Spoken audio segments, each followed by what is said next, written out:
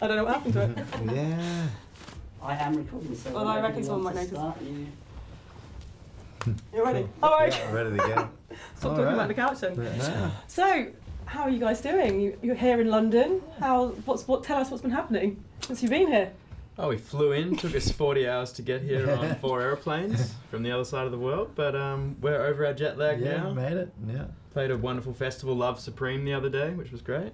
Yeah, it's been fantastic. I mean, that was a lovely little festival just to start the things off, and amazing group of bands playing, and we had some beautiful weather. Everything they say about the British festivals isn't what it, we were told it was going to be gumboots and mudslides, but it was sunshine and green grass. It's been amazing. Yeah. You don't get used to that. That's not normal. That's not normal. normal. That's what we hear. That's what we hear. Well, let's set the bar for us now. We're going to expect it every time. But you've got a load of festivals coming up, so I was like, maybe you'll be lucky. This could be the good summer. Hopefully. Yeah, I hope so. Yeah. What are the next ones coming up? Latitude and Citadel, I believe. That's right. Yeah, so looking forward to them. It's another great lineup of bands, and can't wait to check it out. It's gonna be awesome. And then did you just finish some US dates, and you're doing some more? You've got more coming up, is that right? Did you do one US tour? Yeah, we just finished ended? 5 weeks in the States all around, and then we're heading back in September to run around the States again. So how did that go? I've always loved the idea of going on a road trip in the States, and I feel like a US tour is like the ultimate road trip. It's an amazing country to drive around. It's an incredible place, and it's an amazing place to tour because unlike Australian touring for us, it's really, you've got so many destinations and so many venues, so many cities within a close proximity. So you literally can play a show, drive 3 hours onto the next fantastic venue, and night after night. It's the most kind of classic touring that we've done before, because you're literally driving around, working your way around the coastline. Like we kind of worked our way up the west coast and up across the top, and up into Canada, pop up into there, then back down the east coast, and you can really systematically tour that country, and it's an amazing thing. The real dream is to have a tour bus over there. We're looking forward to getting on we haven't quite done it yet, but the next run in September, we're gonna have the classic kind of rock and roll moment. We have the have the tour bus. Blues and soul. Blues and soul, not rock and roll. We play blues and soul, people. Don't forget. And a little bit of rock and roll. A little bit of rock and roll. Well, that's a bit naughty as well. But that's going to be great. So the US is such an incredible place to play for that reason, and I guess it's much the same here in Europe. So it's really individual for us, because when we tour in Australia, there's such kind of vast distances. We just kind of fly from place to place, and so we love doing this, kind of coming over here and playing festivals, playing venues, and just doing like a classic kind of tour. And has it been did you find a lot of the time you were introducing people to music for the first time, was there lots of people singing along and already knew some of the songs? How was the kind of crowds when you were touring the States? It's been, we talk about the American audiences a lot as being, really different to what we were used to in Australia or even here in the UK. The Americans, they're a noisy bunch, they're really, they holler, when you're playing blues music over there, it's kind of, you get such incredible responses. So it gives us quite a shock at first when we were getting there. We're like, wow, these people, you're loud and proud. Yeah, loud and proud, and particularly there's a culture of, yelling along to a guitar solo. So Sam's kind of like, people, Sam plays something that people feel, or we sing something that people feel like they tell you there in that moment. They'll holler about it, and I think in Australia and over here in the UK we're a little bit more polite. It's a little bit more finish the song and a bit more. That's how it works, which is great as well. And then it's just an individual thing for everywhere you travel. So we love, as you get to another destination and you get to another country, realizing how that sort of audience responds, and how it varies from place to place. So it actually really keeps it fresh as you come into a new city, and especially in Europe, because you're changing cultures so quickly and you're jumping across to a completely different place, and you go, wow, that was really different to last night. There's a whole new thing here. So that's one of the things that keeps it fresh for us as we move around so much, and have a set that's quite you're kind of going through a routine, and but each individual place gives a new light to that performance, so it keeps us having a great time.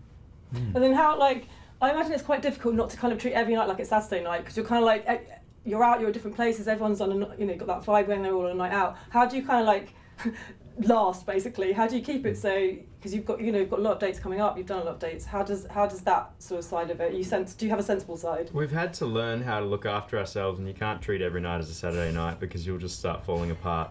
But yeah, we're learning. It's been 2 years of touring now, and we're learning how to pace ourselves and pick our nights to really let loose. But the most important part of the day is that hour and a half we're on stage for. It's like we all look forward to it.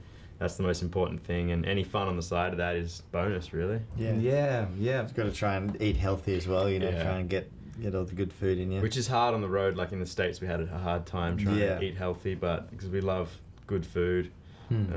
But and everyone's individuals, we all have our way of, some of us finish a show and just have to get some sleep. I mean, we've got some people that are walking miracles, like Ernest, our trombone player. He's somehow manages to stay up pretty late and get up in the morning and do it all again every single night. So every day, everyone's an individual, and he was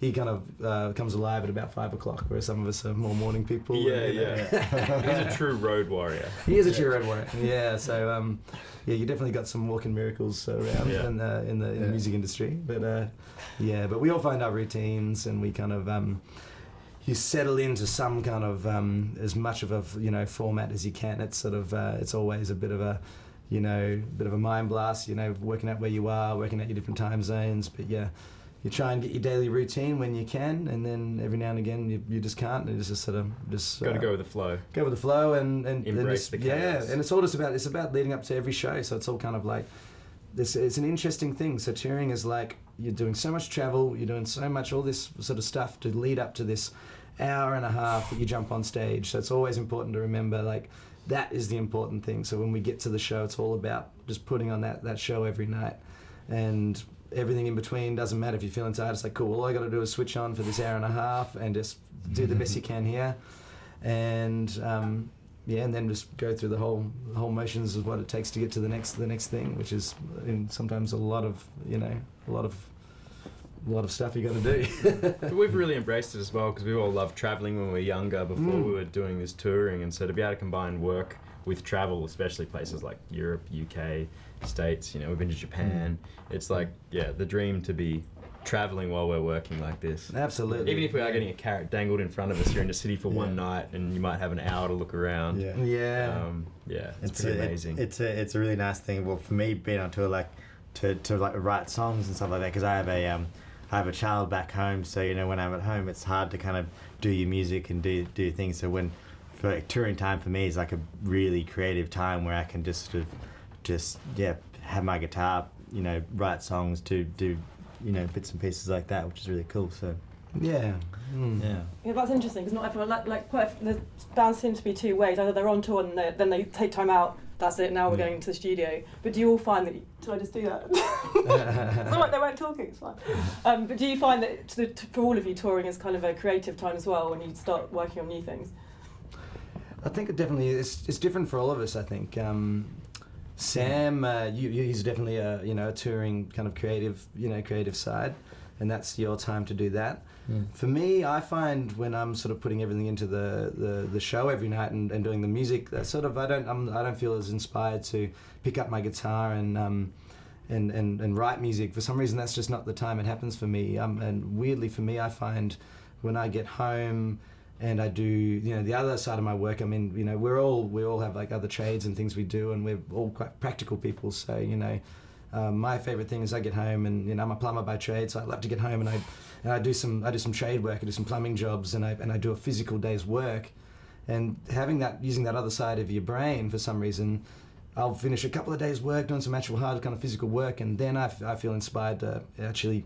That's the time that I go, then I'd sit down and I write a song. So it's really, I think, important to kind of use both sides of your brain, use those other things. That for me, that like if I'm touring, it's not the time when the music comes out, but weirdly I come home and do a bit of, do this other side of my trade, and then that inspires me to write music. And It's different for you, and it's probably different for Liam. When creativity just strikes when it strikes, I can't go looking for it. It's like I might wake up in the middle of the night, might be stuck in an airplane. You kind of just have to be open to it. So if you're open, then I can't force it. Yeah. So it's interesting how that works. But we're all individual in that way, I guess. Yeah. And then you've obviously all been together a really long time, been playing together a long time. How have you kind of noticed things change, and how do you kind of keep it, strip it all back and make sure it's still what it's, how it started out basically and what you intended it to be? Because, it obviously does evolve and change. You're doing new things, you're playing to bigger audiences, how do you kind of keep that central thing together? I think it's always going to be there, but I think we thrive in the change and how we kind of maybe embrace the change, because it's an interesting trade, this kind of world, because it's not like you're constantly learning and you're constantly adding things to the show, and you're constantly progressing as musicians, and we're constantly kind of growing in our craft. But it doesn't happen really quickly like other things. It's not like when you're learning other skills or other trades, like you finish the end of the day and you say, I learned how to do this today, and that's like a whole new thing in this job. This job is like very, very slowly you move forward, and you look back to what you were doing 6 months ago and you say, we've actually done something's really changing, like the show's changing, we're progressing as performers. And I think it's interesting to see, I think all musicians would say that, you look back to a year ago and you're just very, very slowly progressing. So and without trying the core Teskey Brothers sound and our individualities, I don't think you couldn't change it even no matter what you try. So that it naturally just sort of stays as it is. But then everyone's growing in their own way, and we're all sort of and we love watching that growth and that change.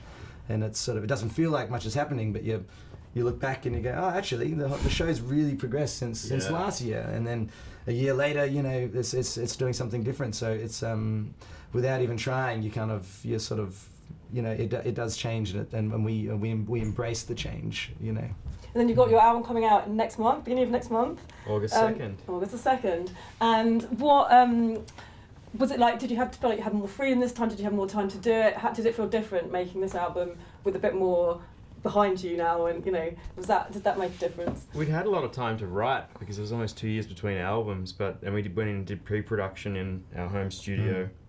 But then when it came to actually tracking the songs, we had 23 days with the producer, Paul Butler, and so it all had to happen very quickly, but it was maybe good to have that time constraint so that we couldn't overwork it. We definitely made the most of those 23 days. Totally. Not much sleep.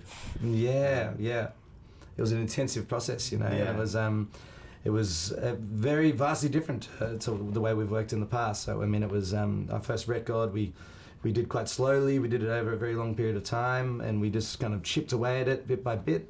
And there was no sort of expectations or pressure. It was just kind of like we were doing it for us, and it was this record that we put out that happened to kind of get some traction, which was amazing. It was a real blessing for us. And this one was like, okay, album 2, let's write some songs, let's, and, we had a timeline, and we kind of really had to, smash it out a little bit more. But we kept a lot of the processes the same, so once again, we recorded everything analog, to Sam's, beautiful tape machine from the, it's a late 70s tape machine, and we didn't use any computers, and just kind of did it in this old school way, to, hold on to that sound and that sort of that side of things. But then I guess we added a lot more to it with production, and we wanted to grow, like we were talking about growth before. There's an element of keeping that core sound of the Teskey Brothers, but adding some new elements and adding some maybe a little bit more production. I think the songs are maybe more complex. I think these are much more complex songs, and we've seen the kind of growth in the songwriting. And there's so they're really they're connected, these two albums, but they're also very different. So it's it's been a cool process. Is that I was reading about your recording analog. Is that unusual? I don't know. Do lots of people still do that now, or is it you quite unique in that? People are coming back to it because digital recording got it went so far, and it got so high technology and so perfect that now people are realizing, like for us, going back and listening to our favorite eras of music through the 60s and 70s, there's a sound and a way that you had to work using that technology that limited how much you could polish things, how perfect you could make things. And I think what we've realised is that embracing the character makes that sound. You know, you've got to not over polish something.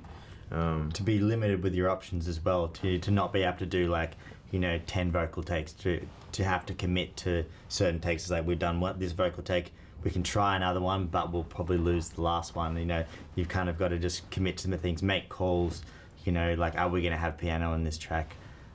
If we're not, let's not even try recording it or try it out. Let's just move on to the next thing. And you just kind of, it's a simpler process, I guess. It just simplifies everything. And the limitations are positive. So when we say we love the limitations, because like as what you're sort of to expand on what you're saying there, Sam, it's like when you have just endless amounts of takes, endless amounts of like just like data to kind of basically think of it like that way, just like all this kind of these different options, you just get lost in, you know, what this piece could be. You spend days sieving through it all as well. Like and then, you know, even just sort of going like, what was the best vocal take? What was that best little tiny guitar line? And you lose what the core, you know, you object get distracted was. by having so many options. I think science, I read an article a while ago saying that the optimum amount of choices for a human brain is 3. You know, you can make the best decision out of 3 things. If you have 50 different options, it's overwhelming and you're not necessarily going to find the best result in that. So. Yeah, and I think it just stresses, you know, it just stresses the brain, doesn't it, like you say? And so we love the, you know, having that, keeping it simple keeps it like, you know, you lose, you basically lose all those options. So you kind of, you got this, what's the song about? Let's stick to the plan here and keep it. So I think it's really important to remember what the basis of this song is and not get lost down the rabbit hole and just keep it to the core. What's this song about? What's the sound we're trying to achieve here? And just you know, don't stray from that too much. And I think kind of it's interesting on a similar vein that lots of kids are now back into vinyl now, and there's like a lot more sort of return to the album, and maybe kids are a little bit rebelling against this digital thing of like just downloading one song. And have you noticed that kind of change as well? Well, yeah, that's a big thing for us, like album length, and you know, like how we listen to music. And I guess everyone who's into vinyls, the idea of putting on, you know, a vinyl, listening to the whole album all the way through, it's something that's been lost in this digital world. That's like we listen to one song and then we'll listen to another song of another artist. And so yeah, I think albums for us are really important, and we spent a lot of time in this album like trying to, you know, piece out the album order and which songs are going to be on the A side and the B side, and trying to make the two sides a journey, you know. And I think that process of listening to half the album, having to get up, turn the record over, listening to the second half, it's just something we really love about listening to music and listening to old music. Like that's kind of just the way it's done. And that's what we grew up listening to, our parents' record collections, and feeling the old cardboard covers and the smell of the paper liners, and having to respect that album. If you scratch it, it's ruined, you know. You can see the music printed on the vinyl. It's just a different experience that I don't know, people are missing out on potentially. And I think people are, you know, coming back to it, which is great. I mean, with our last record, you know, we sold more, you know, records than we did like CDs. You know, CDs are, you know, they're sort of dying a little bit out, and it's like, you know, they're obsolete. So there's this, there's like this new, we joke about this new the high technology thing. It's called a record, you know. It's like a vinyl, you know. It's like the latest in the technology. Old CD technology. Yeah, you know? yeah, that's right. It's the latest in audio technology. Oh wow, what's this? And what would you say the kind of fan base is like at your gigs? Is it not fan base, sorry, demographic? Like, we get all ages. We've had, you know, 3 generations at some gigs, and you don't know who's brought who. Someone's found the music first, but they've either brought, you know, their kids along, or, you know, their grandparents along, or their parents. And it's amazing. You'll meet these people after shows, and people just it's a from family all walks event of life as well. And it says a lot about, I think, this genre of music and this type of music we're playing, is that it is timeless. You know, it's a little bit there's a famous line from Otis Redding where he says, you know, rhythm and blues has been here 100 years and it's going to stay here too. You know, it's never going anywhere. It's this kind of stuff that we all are connected to it in one way or another. We've all, you know, lived through it. So it's just kind of, I love how we have that, you know, all different age groups, all different people in the audience. And I always tell a story how I'll meet like a son or a daughter who's brought their mum or dad along, or we meet parents that have told their kids about it and brought their kids along, as you were saying before. So it works both ways. and it's something really cool about that. So, and that seems to be the same everywhere we tour. You know, so there seems to be that same. Generation in each city we go to, which I love that. I love that we're not kind of there's not one particular. It's connecting with all ages. That it's you know. music for everyone, and that's important in today's age of music. I think a lot of people, like a lot of acts, have to go out there and tour pretty hard and sell tickets. That's how you make money. It's not through album sales necessarily. That might change, but we're really lucky to have that breadth of. To have a wide demographic, so therefore we've got a bigger audience. More bums on seats. Yeah, that's right. Absolutely. Yeah. Or often not on seats anymore. Often it's more standing, more feet on floor. Feet on floor. Like that. Feet on sticky carpet. Yeah. Or hopefully for the summer on like sunny fields and stuff like that. True. Because the festival, like that, the festival crowds is another thing again, isn't it? It's kind of because you've got people who just kind of stumble into different sets. You've got people who come to see you. You've got like that whole I don't know. I just find I love watching crowds at festivals because people haven't come to see one thing, so they're all kind of in and out. Yeah, and you're on wandering show around. and you're putting your stuff out there, and if people like it, they'll be drawn into that stage, which is what happened at Love Supreme Fest. I mean, we weren't sure how many people were going to come and see us. We're playing early in the day. And by the end of the set, I wasn't paying that much attention to the crowd. I was really engaged in the music, and we realised, the crowd's full. There was thousands of people there watching us play. It's amazing. cool. That's really cool. Yeah, it's always different at each festival, you know. So it's but I think what I love about a festival as well is that you know it's a great thing because often it is people discovering you for the first time. So that's really. You know, people are just wandering past, and they might come in and have a listen, and that's fantastic for us because that's what we're playing it for to bring the music out there. So it's really cool when you know, hopefully you're playing in front of people that haven't seen you before, and you know, coming out and checking it out for the first time. Yeah. That feels fresh for us, you know. Makes us work harder to try and win the crowds over. Yeah, as well. That's right. You kind of get spoiled with your own shows where everyone's there to see you, so you kind of that everyone's into it, and which is a different vibe, humbling, but it's good. It's a different vibe. So I mean, we really enjoy those like small intimate gigs as well. Like trying to play when you're really close to the crowd as well, because you immediately have a bit of a closer connection to the crowd, and you can kind of draw everyone in a lot easier. Whereas with a festival, you're kind of quite far away from the crowd, so it's sort of you have to work a lot harder to try and engage with the crowd. Which is two very interesting dynamics in your own show and a festival show. But we love the variety. It keeps it fresh. It's amazing to be able to play one day a massive festival in the sunshine, the next day a little club date with a few hundred people. That variety just definitely keeps it fresh for us, I think. Can you remember the first festival you ever went to as like a punter, a guest? I think the big festival for us in Australia we've been going to for 12 years.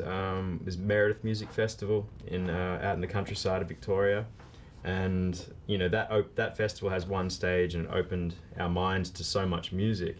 And my life goal was to play that festival, and then 2 years ago we got to play that festival, and it was so emotional playing that festival. It was amazing. It was really our hometown. That I mean, like as far as the festival goes. So it was. We have such a big friendship group that always goes to this festival. It's our community's there. We've seen so many amazing acts and people we sort of look up to play on that stage.